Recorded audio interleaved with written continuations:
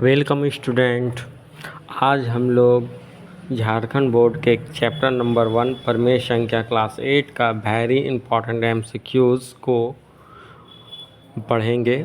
Mathematics को जो आपको कुछ इम्पोर्टेंट क्वेश्चन दिया हुआ है जो आपके बोर्ड एग्ज़ाम से पूछा जा सकता है, उन तमाम सवालों का सॉल्यूशन बताने जा रहा हूँ। बड़े ध्यानपूर्वक आप लोग समझने की कोशिश करें।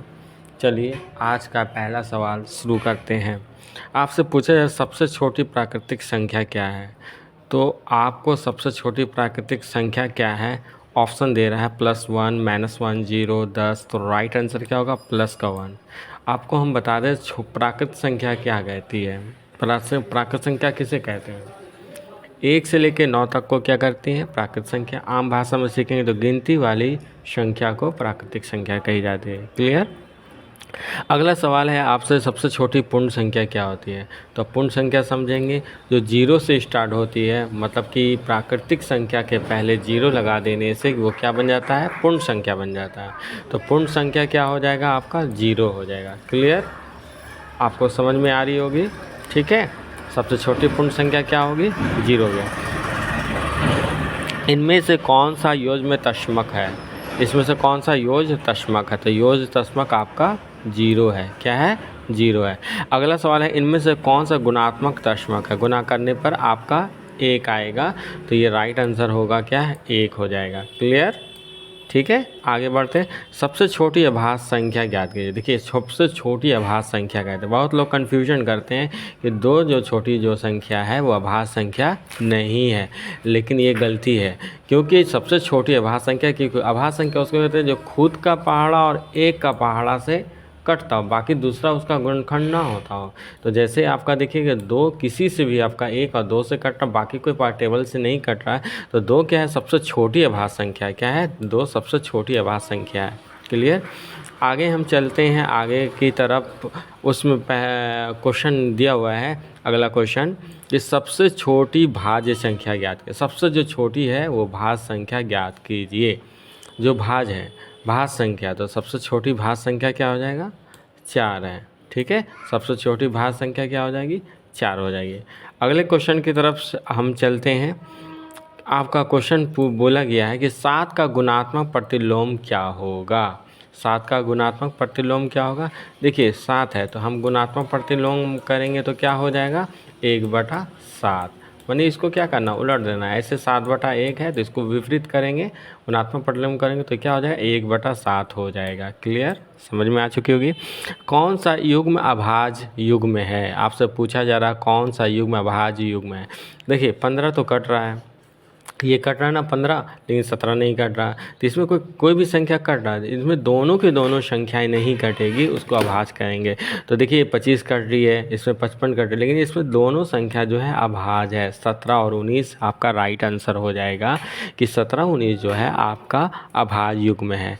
अगले सवाल की तरफ हम लोग बढ़ते हैं। अगले सवाल में दिया है 5/6 का योज्य प्रतिलोम। अभी जस्ट हमने बताया था, ठीक इसका विपरीत हो जाएगा -5/6। क्या हो जाएगा? -5/6। क्लियर। सबसे छोटी प्राकृतिक संख्या क्या है? सबसे इसमें पूछ रहा है कि इनमें से आप बताइए सबसे छोटी प्राकृतिक संख्या क्या है। तो हम जानते हैं प्राकृतिक संख्या क्या है? सबसे छोटी 1 है। क्लियर, उम्मीद है आपको समझ में आ रही होगी। अगले क्वेश्चन की तरफ हम लोग बढ़ते हैं और अगले क्वेश्चन को हम लोग समझने की कोशिश करेंगे।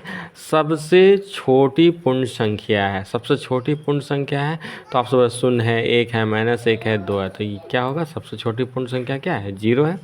अगला सवाल की तरफ चलते हैं। सभी धनात्मक एवं ऋणात्मक संख्याओं को संयुक्त रूप से कहा जाता है। तो ये हो जाएगा आपका प्राकृतिक संख्या, पूर्ण संख्या, पूर्णांक या अपर में। तो राइट आंसर हो जाएगा पूर्णांक। ये क्या कहेंगे? पूर्णांक कहेंगे। ये धनात्मक और ऋणात्मक संख्या जैसे 1, 2, 3, -1, -2, ये हो गई धनात्मक पूर्णांक। जो प्लस में लिखते हैं उसको हम बोलते हैं धनात्मक, और जो ऋण में लिखते हैं, ऋणात्मक लिखते हैं, माइनस में लिखते हैं उसे ऋणात्मक। अगर इसको दोनों को पूर्ण रूप कर दिया तो उसी को हम कहते हैं पूर्णांक। क्लियर, समझ में आएगा। देखिए आप तो इस चैनल को सब्सक्राइब कर लीजिएगा, लाइक और शेयर ज़रूर करते जाइए, अपने फ्रेंड में लाइक और शेयर ज़रूर करें। और आप कमेंट करके बताइए कि इस वीडियो आपको कैसा लगा, फिर ताकि आपको और सारे पूरे किताब को हम कंप्लीट करवाएंगे इसमें महत्वपूर्ण प्रश्न को। चलिए आगे बढ़ते हैं। और अगला क्वेश्चन है 13 नंबर, पूर्ण संख्याएं किस संक्रियता के अंतर्गत सम्मिलित नहीं होती है? तो ये व्याकलन के अंतर्गत सम्मिलित नहीं होती है। अगला क्वेश्चन है पूर्णांक किस संक्रियता के अंतर्गत सम्मिलित नहीं होती है? तो ये भाग के अंतर्गत सम्मिलित नहीं होती है। क्लियर। अगले क्वेश्चन की तरफ हम चलेंगे। ऐसी संख्या क्या कहलाती है जिसे p/q के रूप में लिखा जा सकते हैं जहाँ p और q पूर्णांक तथा q बराबर नहीं है 0 का? तो एकदम सही समझे, ये परिमेय संख्या बोलते हैं। p/q के रूप में हो तो स्वयं क्या कहेंगे? परिमेय संख्या कहेंगे। ऐसी परिमेय संख्या जो स्वयं का व्युत्क्रम है, तो यहाँ पे क्या लिखेंगे? -1 इस स्वयं व्युत्क्रम है। अगले क्वेश्चन की तरफ हम बढ़ते, दो परिमेय संख्या के बीच में कितनी परिमेय संख्या होती है? तो ये अपरिमित है, ये अनंत है, तो ये अनंत हो सकती है। अगला क्वेश्चन है 11/-6 गुणात्मक प्रतिलोम क्या है? तो इसका ये आप ठीक समझे, -6 क्या हो जाएगा? गुणात्मक प्रतिलोम विपरीत करेंगे तो -6 क्या हो जाएगा? 11 हो जाएगा। क्लियर।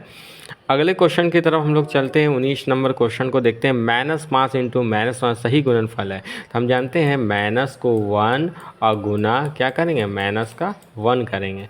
तो हम जानते हैं इसको गुना करेंगे, माइनस माइनस क्या हो गया? प्लस, 5 एकम 5। क्लियर हो गया।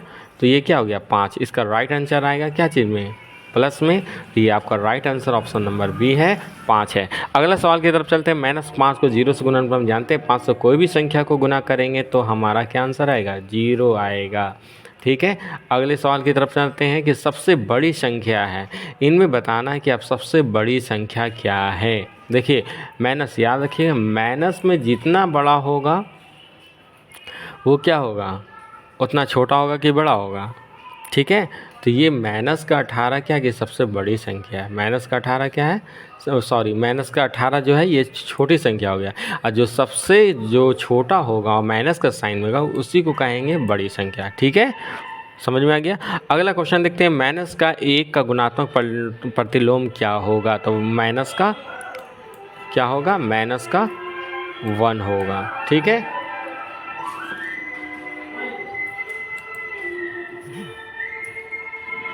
चलिए अब आगे चलते हैं। अब क्वेश्चन हम लोग देखते हैं 23 नंबर। ठीक है। 23 नंबर में दो परिमेय संख्या का गुणनफल सदैव क्या होता है? दो परिमेय संख्या को अगर गुणनफल करेंगे तो वो हमेशा क्या होगा? परिमेय संख्या होगा। क्या होगा? परिमेय संख्या। अगला क्वेश्चन है संख्या रेखा पर को शून्य से किस तरह दर्शाया जाता है? शून्य को किस तरह दर्शाया जाता है? तो बाईं ओर दर्शाया जाता है। ठीक है, बाईं ओर दर्शाया जाता है। ठीक है। उम्मीद है कि आप लोग को समझ में आ चुकी होगी। आज के लिए इतना ही। आप लोग इस चैनल को सब्सक्राइब कर दे, लाइक कर दे, शेयर कर दे। जय हिंद।